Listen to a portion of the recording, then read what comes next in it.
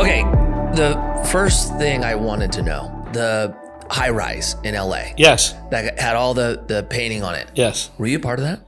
No, I wasn't, but Because you posted it, right? I posted it because I have a lot of friends so let me tell you the backstory on that. So Art Basel this year had a building like that, and a bunch of people I know, a lot of older dudes like myself and younger dudes, went and hit it, right? And it was like this cool thing, and it became just like the one here. People called it the event of Art Basel this year. It had I don't know, hundreds of people on it, whatever. So those guys, friends of mine, acquaintances of mine, people I know, came and saw this building in LA, and they thought, wow, we can do it again here. So they flew down here and did that, right?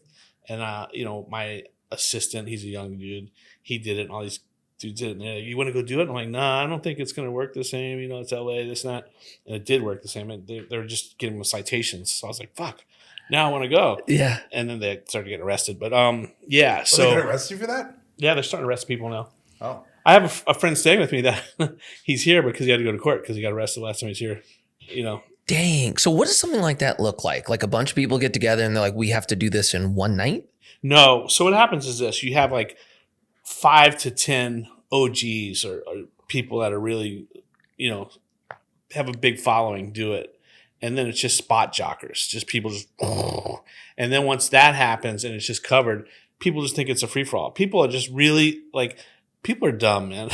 People will start convincing themselves that it's totally fine. They'll start walking in front of cops it's fine, right? And they're like, no, it's not.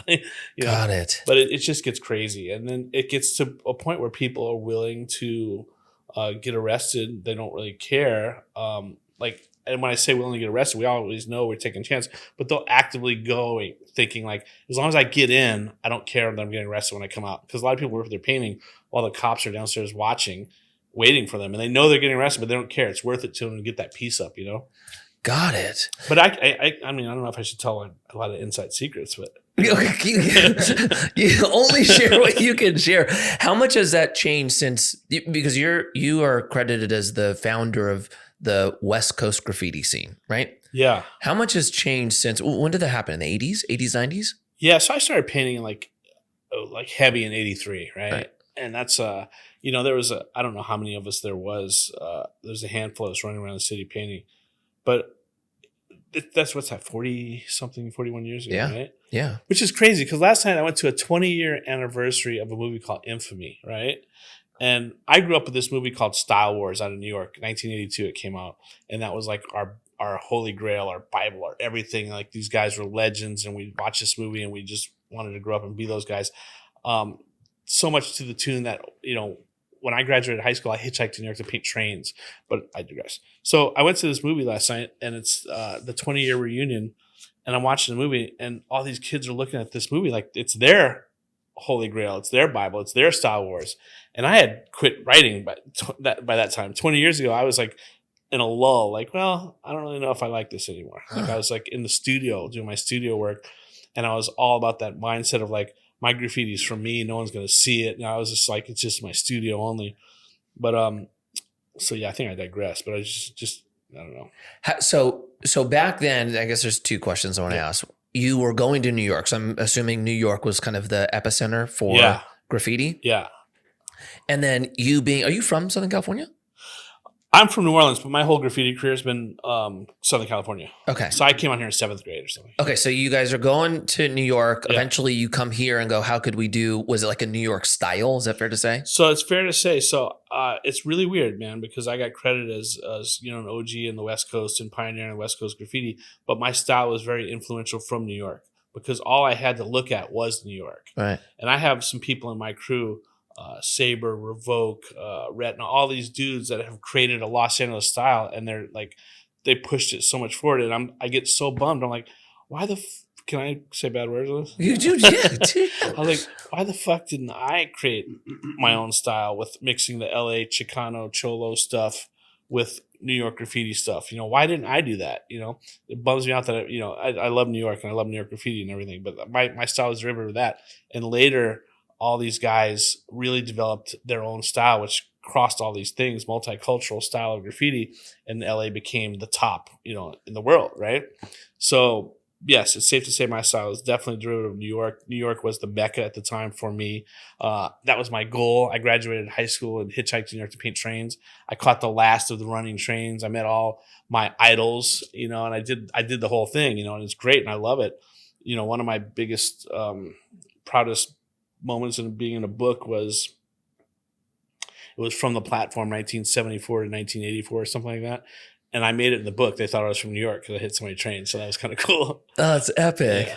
So how different is it today than it was when you got started? More underground, I imagine, back in the day? Oh, yeah, man. It was super underground. Like, I couldn't do this. You couldn't show your face, all that stuff. And, it was very illegal. And it was very, I've watched the whole gamut of graffiti go from starting out being super cool to being super despised to being accepted as art to being it is what it is, right? And there's all these different waves of that, and when we first did it, believe it or not, people weren't like, oh, get that shit out of here. They're like, that's so cool, we love it.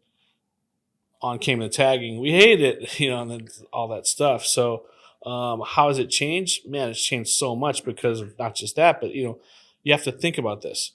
We didn't have computers, we didn't have cell phones. You weren't going to fax photos of your graffiti.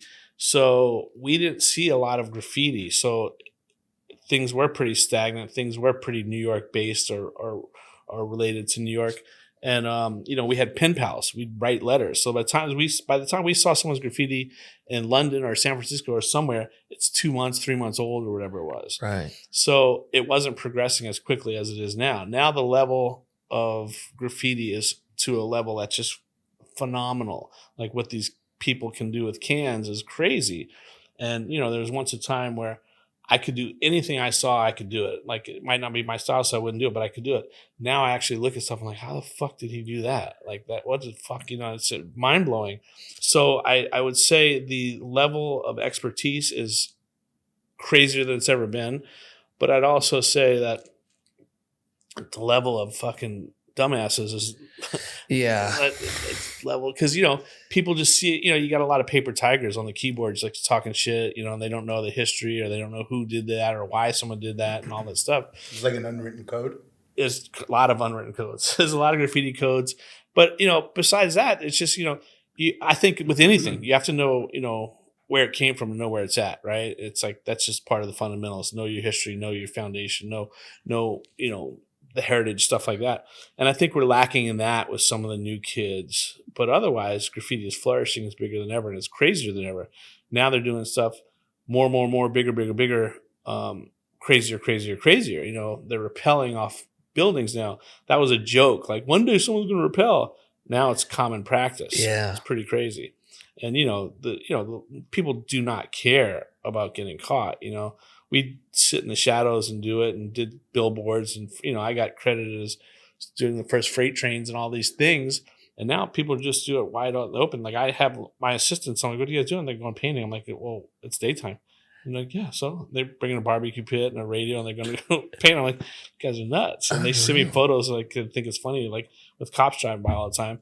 I'm like, yeah, but I know my luck. The first time I do it, I'd get arrested.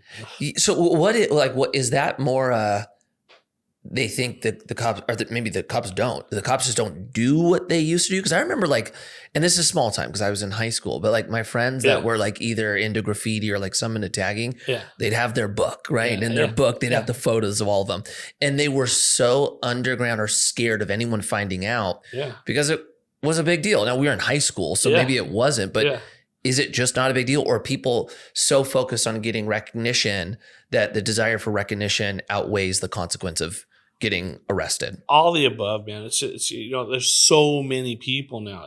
I'm talking, we started 10 people. Now there's millions of people.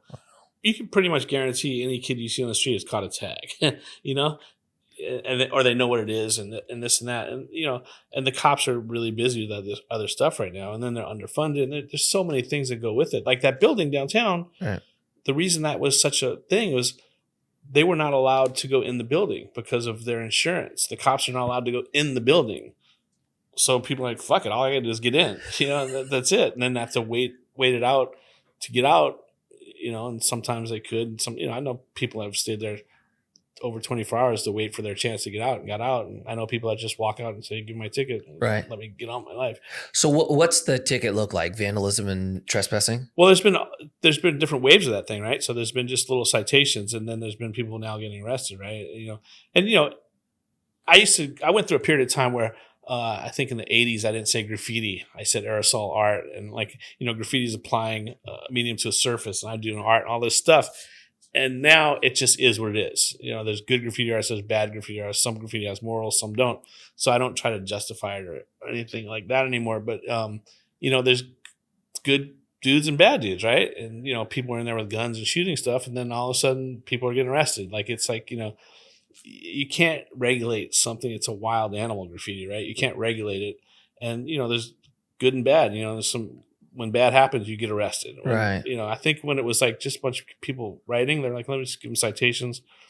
When you pull out guns, people have to get arrested. So the pull out gun stuff, is that, and look, this might come off as very naive, but is that because there's a portion that might be the tagging where it's more gang affiliated, and then with what you were doing, it's more artists, and that was the crossover? From what I heard, that was some gang stuff in there that happened, and of course the authorities don't differentiate between, that's been the problem since day one. Right. They don't know the difference in tagging from gang writing to tagging, from gang members to taggers, and that's been a problem in Los Angeles since day one. If you like this clip, please subscribe to the channel. And if you want to watch the entire hour-long interview, the link will be in the description. And make sure you're following the Life with Mikey podcast on Spotify and Apple.